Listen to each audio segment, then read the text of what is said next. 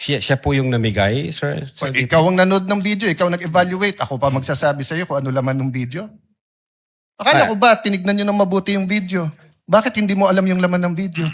When she said, kung papatayin ako, may kausap na ako, patayin niyo yung tatlo. Is that an admission against interest? Yes or no? Based on that utterances, sir, yes, I think so. Yes. O kakasabi mo lang kanina, I don't know. Ngayon, yes.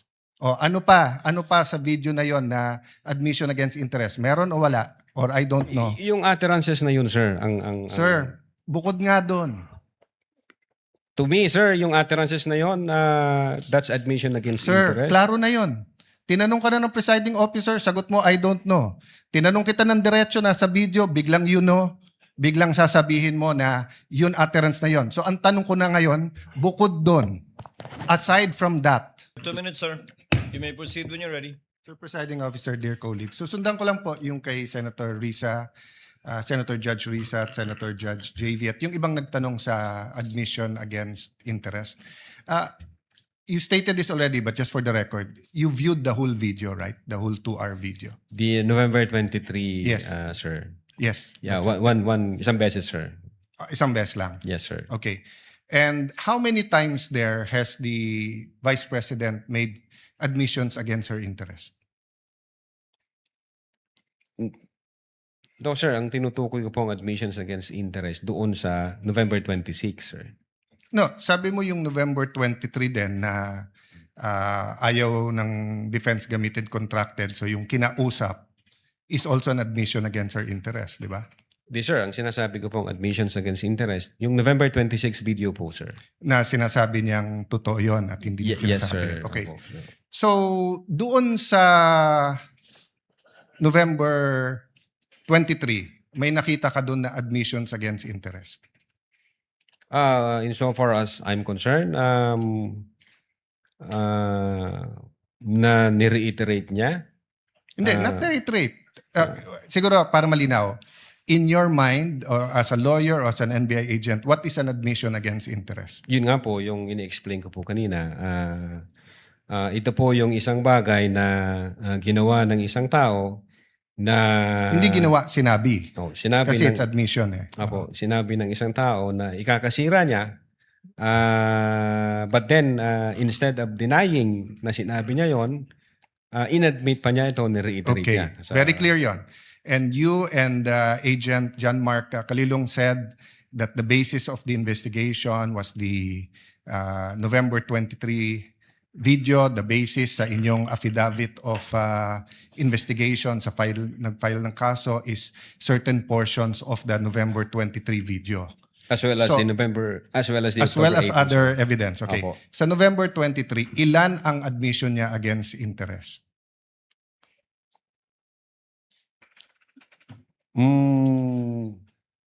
Ang sinasabi ko pong admission against interest, This yung is a new November question. 26. This is a new question. If you evaluated well the November 23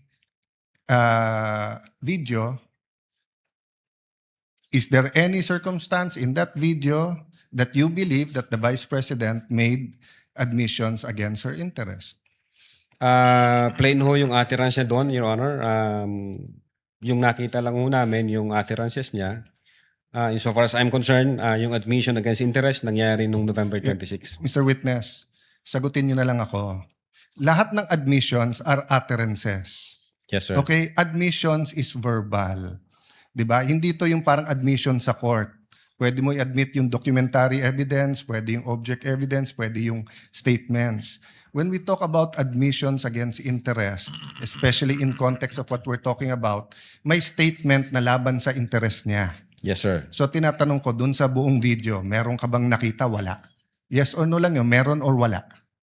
O meron at wala, hindi yes or no. Kayo nag-evaluate nun eh. Meron o wala? Admissions against her interest. Yes, sir. The fact na in-utter niya yun. O which one nga? So meron ilan at ano yun? A little leeway, Mr. Presiding Officer, kasi hindi natukoy masyado yung tanong. Senator Judge Arad may proceed. Yeah. So which statement that? That one you're mentioning now. So yung sagot mo, meron. Ang understanding ko, sir, nung sinabi ko yan, I'm referring to the November 26, 2024. Mr. Witness, paulit-ulit tayo. Yes, sir. Burahin mo na yung pinag-uusapan natin you're referring to. I'm asking you a direct question. Yes, Sa sir. November 23, meron o wala bang statements na you will consider in your professional as a lawyer and as an NBI agent in charge of investigating this? Meron ba siyang admissions against interest? Ang tinutukoy ko lang po again, Your Honor, yung 26. No, I don't care. Wala po yung 23. I'm sorry. I don't care, Mr. Presiding Officer, kung anong tinutukoy mo. I'm asking you a direct question. November 23, video. Meron o wala siyang admissions against her interest doon? Attorney Lotok, yes, no, I do not know, I do not remember. We're referring to November 23, not 26. Yeah, I do not know, sir. Ang Oh, you do not know. ang nire-refer ko na Yeah, don't tell me admission- na. So you do not know. Okay. When she said, kung papatayin ako, may kausap na ako, patayin niyo yung tatlo. Is that an admission against interest? Yes or no? based on that utterance, sir, yes, I think so. Yes. O kakasabi mo lang kanina, I don't know. Ngayon, yes. O ano pa? Ano pa sa video na yon na admission against interest? Meron o wala? Or I don't know. Yung utterances na yun, sir, Sir, bukod nga doon. to me, sir, yung utterances na yun, that's admission against Sir, interest. klaro na yon. Tinanong ka na ng presiding officer, sagot mo, I don't know. Tinanong kita ng diretso na sa video, biglang you know, biglang sasabihin mo na yun utterance na yon. So ang tanong ko na ngayon, bukod doon, aside from that, Sir, ulitin ko po yung sagot ko. no, you don't need to answer. Yung sinabi ko po na No, I'm admission asking against you, interest. aside from the utterance, the statement, na kung papatayin nila ako, patayin sila, is there any other utterance during in that video that you would consider admission against In so far interest? as I remember, wala na po yun. Wala na, okay. When the Vice President said, yung pinamigay sa DepEd, isn't that an admission against her interest kung may pinamigay? Siya po yung namigay, sir? Sir, Ikaw ang nanood ng video, ikaw nag-evaluate. Ako pa magsasabi sa iyo kung ano laman ng video. Akala ko ba, tinignan nyo ng mabuti yung video? Bakit hindi mo alam yung laman ng video? DSW, ano yun? Sir, pwede ko pong tingnan yung sinasabi No, niyo. so you Specific. do not know what the alaman ng video. Again, tiningnan ko po ang video one time and ang nag-review po ng video yung agent on case. Yes, but you're the agent in charge and you're the one who filed the affidavit. Okay, Yes, sir. next question. Nung sinabing mag-people power, tapos ang sinabi niya, hindi yun yung solusyon. O kung nag-people power, sino magiging presidente? Kung nag-people power at mawawala ang Pangulong Marcos, sino magiging presidente? Siya, sir. Opo. So hindi ba admission against her interest din? Siguro sa interest niya, maging presidente. Pero ang sinabi niya, what? I think so, sir. Okay. So I mentioned 3. So my next question. When you have an admission against interest, do you take the whole admission or you can cut it up into parts?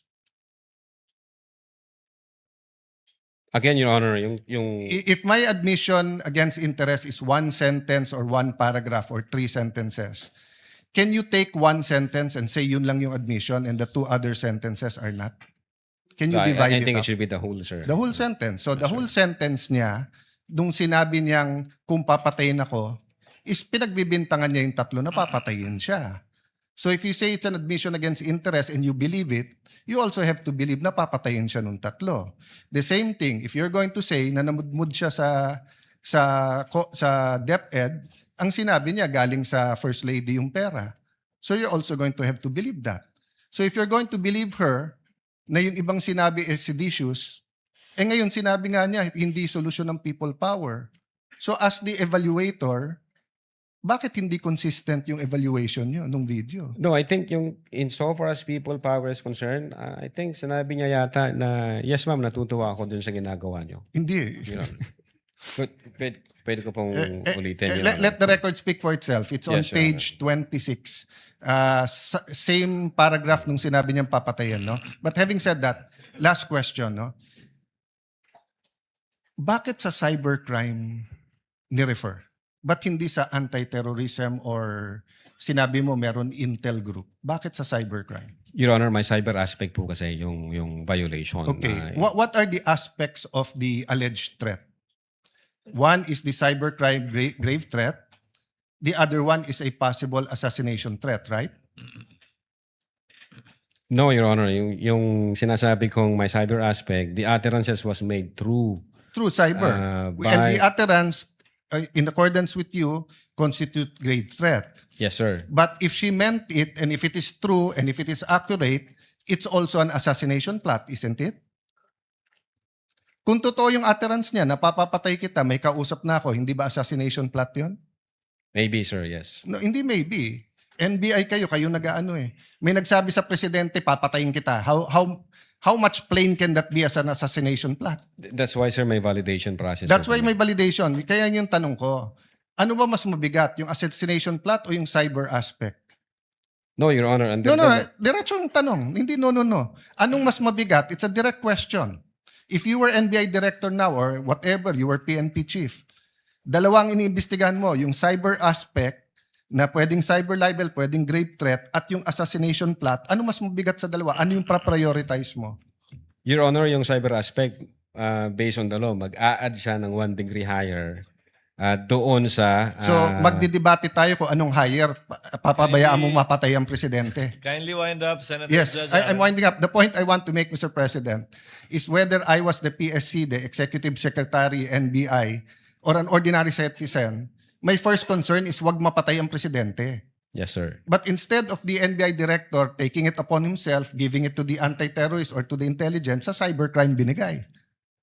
Your Honor, again, uulitin ko, yung utterances was made through information and So, communication technology. Kaya may I hope if jurisdiction any on one of my cybercrime colleagues here division. become president, magbago yung attitude ng NBI. Mas importante pala cyber kaso sa buhay ng presidente. The respondent continues. What is the pleasure of Senator Judge Cayetano? Just one specific clarification on that point, just so that we don't lose the point. The With your gentleman permission, may proceed. Mr. Yeah. Excuse me lang sa prosecution and sa defense. Witness, one point lang, maybe one Yes, or sir. two questions on that Yes, point. Your Honor. Sabi mo, the President, sa pananaw mo, and yung iba, Speaker Martin felt threatened. Base doon sa investigation namin, sir. Base sa investigasyon at base sa video. Base sa video, sa investigation, at sa ibang testimony. So if they felt threatened, that means tingin nila totoo yung sinabi ni VP Sara na patayin sila. If Kasi they wouldn't feel threatened if they don't think na she meant it, na patayin silang tatlo, right? in our investigation, they trinato nila yung utterances as seryoso. Yes, At so banta ito. they won't feel threatened unless tingin nila seryoso yung threat. According to them, seryoso yung threat, Yes, sir. okay. But the threat was, pag pinatay niyo ako, papatayin ko kayo. So kung hindi naman nila sila balak patayin, why would they feel threatened? Unless you're saying now, you think, balak nga nilang papatay si Vice President. Actually, sir, ito, from the point of view of law enforcement like us, yun nga yung naging alarming na issue doon na sa amin, sir. Sa No, amin I agree. I'm also, Mr. Witesa, I'm also alarmed with the language, with saying that. I'm alarmed with what's happening in our country, in flood control, etc. But that's not my point. My point is, in your investigation, para maging grave threat, kailangan yung party na trineten feels threatened. Pero ang sinabi ni VP Sara, pag pinatay ako, patayin silang tatlo. So kung wala naman silang tatlo balak na patayin siya, why would they feel threatened? Did that not come into your mind as an investigator? What comes into your mind, Your Honor, is yun nga, yung possibility na God forbids may mangyari sa BP na hindi naman alam nung tatlo, then matitrigger ngayon yung instruction, then papatayin yung tatlo na hindi naman nila alam. At the same time, No, may then in mga that- ibang grupo Then in na that case, hindi ba logical, because you're the President of the Philippines, you order the PSC to make sure that walang mangyari sa kanya rather than baliktad na tinanggalan siya ng security. nung tinanggal... I'm just following your logic. I won't Yes, I sir. won't argue. Finish your and I'm satisfied, Mr. President. I'm just trying to figure out nga how you came about yung gave threats given Yeah. na ang sinabi niya kung papatayin ako. So Wait. I'm assessing your answer, but malayo na malapit yung sagot mo dun sa triggering events kasi parang logical, di ba? Dahil sinabi niya yon, baka may gumawa. Hindi nga magtre-trigger, papatay sa kanya. So para matrigger na patayin ang Pangulo, you're saying that VP Sara is asking other people to kill her so that they can kill Marcos. Di sana sinabi na lang niya patayin niyo si Marcos. Sabi mo i-trigger, but anyway, I'm trying to process, but hindi logical yung sinabi mo that event will trigger. Because the event that will trigger the assassination on the tree is the killing of the Vice President. And the Vice President will not tell people, kill me so that you kill them. Precisely, Your Honor. Ang death kasi, for instance, mamatay ang Vice Presidente, it does not necessarily follow na yung tatlo yung nagpapatay base doon sa appearances. Pwede kasing mamatay yung Vice Presidente for one reason or the other. And again, since walang makakalam kung sino ang pumatay dyan, ang impression ng mga tao ngayon, matitrigger ngayon yung instruction. Pag na-trigger yung instruction, pwede na ngayon sumakay yung iba-ibang grupo thinking na kahit mabulilyaso ang sisisihin dito, ang Vice Presidente, kasi nga may appearances na ginawa ang Vice Presidente in public. From the point of view of law enforcement, ang gulo nun, Your Honor, matter of national security po yun.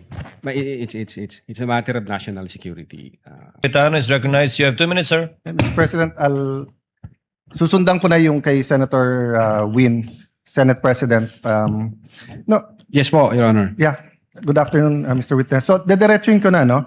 So, what we're trying to figure out here kasi is, are you really investigating whether may threat kay VP Sara and whether she threatened the individuals mentioned, including the President?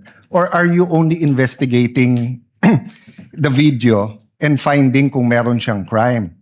So, I asked Agent John Mark Calilum, hindi daw niya kinausap ang sabi ko PSG, pero PSC na sila ngayon, di ba? Presidential Security Command. So Opo. did you speak to the Presidential Security Command about the threat on the President? Your Honor, in terms of correspondence between the Presidential Security Command at yung NBI, ang makakasagot po niyan yung director. Kasi hindi ko alam kung may usapan po sila. Meron po kasi kaming tinatawag na need to know basis. Ang focus lang po namin Yes. The problem with your answers, Witness, is that kung yan ang sagot mo parati, hindi mo inimbestigahan ng husto. hindi ho. Because you didn't get the information from your intelligence. You did not get your information from the task force. You did not get your information from the Presidential Security Group. Did you talk to the CIDG? Your Honor, May you answer first. Did you talk to the CIDG? no, Your Honor. No. Hindi. But nag-imbestiga din sila, di ba? I think so, Your Honor, kasi Yes. may statement sila. So yun din yung tanong nga ng Senate President eh. Kung iniimbestigahan nyo talaga yung buo at kayo ang head at kayo dapat ang mag-imbestiga, bakit hindi nyo kinausap yung mga ibang nag-iimbestiga? Baka may alam sila na hindi. Yung usapan po na yan, it's a matter of intelligence. Hindi ko alam kung may usapan sila o kung wala silang usapan with the director and with the Yeah. intelligence service, Your Honor. Yeah, I'll take that answer, but I think at least alam nyo yung nasa isip namin and what we want clarified. Secondly, sir, all of you, yung apat, you signed the February 10, February 2025 NBI Affidavit of Investigation. Tama po ba, di ba? Yes, Your Honor, our affidavit of Tapos investigation. kasama dito yung verification nyo, basically saying that based on the records, tama tong lahat. No? Verification ng ano po, Your Honor? Ng, Sa dulo, nag-sign kayo ng verification. verification of non-forum shopping, Your Honor? Yes. And Opo. that, aside from non-foreign shopping, give me some latitude because to explain the question. We read and understood its contents and the allegations therein are true based on authentic records. Yes, Your Honor. Yeah. So may mali ba dito? Factually, wala. Na-review mo naman to, no? May konting typo dyan, which is Hindi normal typo, naman, Your Honor. factual. Insofar as I'm concerned, Sino lahat po ba yun- nag-prepare? ang team po namin with the... Tapos pinapirma sa inyo? Hindi ho, kami ho nagtulong-tulong mag-draft ng affidavit of investigation, kung ano yung legal basis namin, and then we agree and we concluded na ito yon. Then ito yun. someone And then, typed it up, then you signed. I asked this because nung tinanong ko kay Agent Mark John Calilum, sabi niya, dito nakalagay conditional pero tingin niya absolute. You answered the same thing, it's absolute, pero dito nakalagay conditional. The utterances itself, Your Honor, is what we called event-based condition, ang classification namin. Okay. Yun so- yung utterances, Your Honor. I'll take that answer. I think mas factual yon. But sa paragraph 51, was VP Duterte ever Secretary of the Department of Justice? No, Your Honor. No. Department of Education. Nakalagay dito, to recall, VP Duterte resigned as the Secretary of the Department of Justice, and she herself admitted that her relationship with the President has become toxic, and she would imagine her strangling him and cutting off her head. That's typo, Your Honor. That's not a typo. A typo means yung department naging depart. Department of Justice and Department of Education are two different things. Ang alam If- namin, if- sorry po. Yes, sir. Go ahead, sir. Yeah, Department of Education ang alam Yeah. namin. So, kasi I just filed my counter affidavit sa ombudsman about yung obstruction of justice. Ilang beses ko kailangang basahin kasi nga, pag may mali, pinirmahan nyo na sinasabi nyo, no? But anyway, going back to the condition, you mentioned the case of SPO2 Hamata. Yes, sir. But isn't it true that the lis mota of that case was really res judicata and double jeopardy?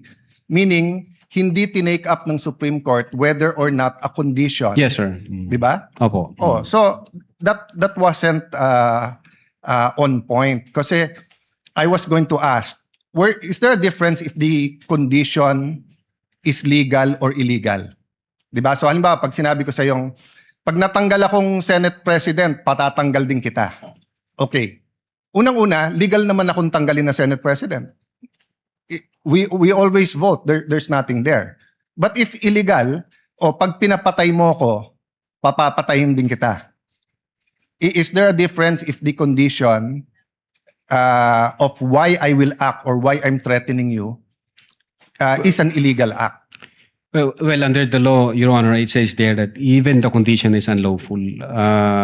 So, regardless of the nature of the condition, Yes. sir. No, I want to get lang into your mind when you sign this because nga medyo novel yung case to for me. Even as a lawyer, I have to do more research and see anong ibig sabihin nito grave threats dito because you keep mentioning we keep mentioning here that this is the second highest official in the land and therefore pag trinete niya ang pangulo. But who was the Vice President claiming na pwedeng magpapatay sa kanya? Again, Your Honor, yun po yung reason ba't nag-issue kami ng subpoena. No, Gusto po sa namin... reading nyo nung statement niya, sino tinutukoy ng Pangulo na mukhang mag-ooperate sa kanya ng Operation Romanov? Sinong pinagbibintangan niya? Well, una, kung ang pag-uusapan Romanov, Your Honor, ang alam namin na unang nagbigkas ng Romanov ay si Mayor Baste yata noong January 2024. Other yes. than... That's irrelevant. Ang question ko, in the mind of the Vice President, sinong pinagbibintangan niya na pwedeng magpapatay sa kanya? You said you investigated So mahaba na testimony niyo ni Agent John Mark. So of course, kasama sa investigation niyo, sino sa mind ni Vice President magpapapatay sa kanya? Well, again, Your Honor, since wala kaming makuhang valid information, No, hindi ba klaro sa video na ang pinagbibintangan niya is the First Lady, the President, and the Speaker of the House? So sabi niya, pag pinatay ako, patayin mo silang tatlo. So ang pinagbibintangan niya na magpapapatay sa kanya, yung tatlo. I cannot answer to that, Your Honor. Senator Judge Allen, Yes. kindly wind up. Okay. But you have to be able to answer that because you're the one who investigated. And that is crucial. Why? Because part of your self-defense, so for example, if I know na sa senator judge, pag hindi ako bumoto one way or the other, papapatayin ako ng whatever, chief PNP or papapatay ako ng whoever. So pag sinabi kong, pag ako pinatay, si ganito nagpapatay sa akin. And then, ang difference, I don't usually give a threat na patayin mo rin. So could it be that actually that was the defense of the Vice President para hindi siya patayin? I don't know the state of the mind of the Vice President. But you've testified all throughout this afternoon that you went into her state of mind. Based on the series of events, Your Honor. Yes, and based on her statement. And her statement and the series of events is nag-away sila ng administrasyon. And the series of events is that sinasabi niya, pag ako'y pinatay, eto tatlo ang papatayin nyo. Okay, last question. Kay Attorney Lopez, tinanong din to ng Senate President ni Senator Tulfo. At di ko na itatanong pero napahapyawan ni Senator Erwin din to yung tungkol kay yung sinabi ni si Attorney Lopez, sabi mo, even before kasi nangyari yon, nakausap na ni Vice President yung papatay. That's the literal meaning of the statement. Yes, that's the literal meaning, but did you believe her? Well, she's the vice president, sir. So she also said freedom of expression, so you also believe her? Not based on the evidence that what we gathered, sir. No, okay, so I'll stop there but I'll read to you. Sinabi niyo kasi sedition. Pero tignan niyo po yung page 25 nung sarili niyong affidavit ha. Si Princess Maui, ang sinabi niya, ano po ba ang pwede niyong maging remedy para matapos na ito? Lalo't nagsisigaw na po ang taong bayan na mag-people power na. So actually, I would consider ang nag-uudyok si Princess Maui. Of course, we can discuss people power pero tignan niyo po ang sagot niya after yung sa pagpatay. Ang laban ay wala dyan sa EDSA, ma'am. Wala dyan sa mga highway. Ang laban, ma'am, nandun sa loob ng palasyo. Yan ang problema. We appreciate yung expression nyo ng disgust, ang pagkamuhi, ang hopelessness, kasi it reflects kung ano nararamdaman ng maraming milyon-milyon. Alam ko yan, ma'am. Kahit saan ako pumunta, ang sasabihin, binoto namin dahil sinabi mo, iboto namin. So if I look at that statement, parang baliktad. Parang sinasabi niyang huwag kayong mag-people power. Hindi, actually, kung babasahin po natin yung buo, may sinabi siya doon na natutuwa siya sa ginagawa nila. Sa ginagawa nila na active nagrarally. Pero sa people power, ito yung exact. But I won't argue with you. I'm just trying to get into your frame of mind. Yes, Your When Honor. do you believe her and when do you not believe her? And what did you actually investigate? We based everything on the evidence that we've gathered. Thank you, sir. Presiding Officer. Thank you, Mr. Witness. Since Apo. you're there already, Senator Judge Alan It's Cayetano. just a You may proceed, sir. manifestation and point of information.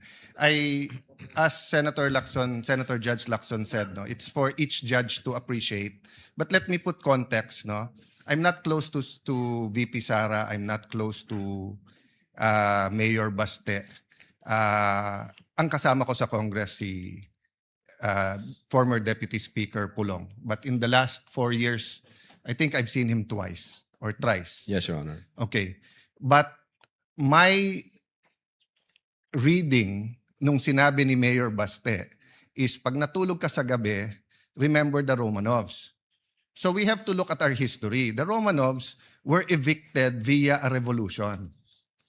'Di ba? So Mayor Baste was doing a parallel ng 1986 na paalis yung mga Marcoses via revolution. But unlike the Romanovs, the Marcoses were given asylum or whatever you call it in Hawaii, and over time, nakabalik until the president became president. Ang Romanovs, inubos sila para nga hindi makabalik. Now, if Mayor Baste was making Romanovs uubusin kayong Marcos, di dapat na-offend si Senator Judge Amy Marcos because she's a Marcos. No? So, secondly, if he made that threat, so if he was saying, may oplan mo, Romanov or maro-Romanov kayo, I'm sure the PNP or the Presidential Security Command, the National Council, would have filed a case against Baste. So I just want, it's fair that you mentioned him, it's fair sa investigation mo, but I don't think we should draw a conclusion here that Mayor Baste was threatening the first family because remember, there's a thin line between a warning and a threat. So pag sinabi ko sa iyo ngayon, witness, pareho tayong abogado, kumpanyero, pareho tayong taga-Ateneo, mag-ingat ka sa sasabihin mo. That could be a fair warning. That could be not a threat, di ba? But kapag ka may threat talaga na pinarating ko sa iyo, pag hindi ko gusto ano mo, kakasuhan kita, that could be a illegal threat, di ba? Pero pwedeng warning. So I just want that on the record, Mr. Presiding Officer, Mr. Senate President, because everyone's watching, and in the same manner, we have to be fair to the first family. We have to be fair also to Mayor Baste and to the Dutertes, that rather than draw a conclusion that there was an actual. So the Counsel for Defense was making a distinction, mentioning Romanov and Oplan Romanov are two different things. It may be the same, it may be different thing. For all we know, narinig ni Mayor Baste na sila Iro Romanov, kaya binanggit niya pabalik. We don't know. I don't know. I haven't discussed it with anyone. I haven't discussed it with the few senators na kaibigan ko dito. So let's just be circumspect and careful from making conclusions. But as far as it is relevant, Mr. Presiding Officer, I appreciate the answer of the witness. Thank you. Thank you, Your Honor.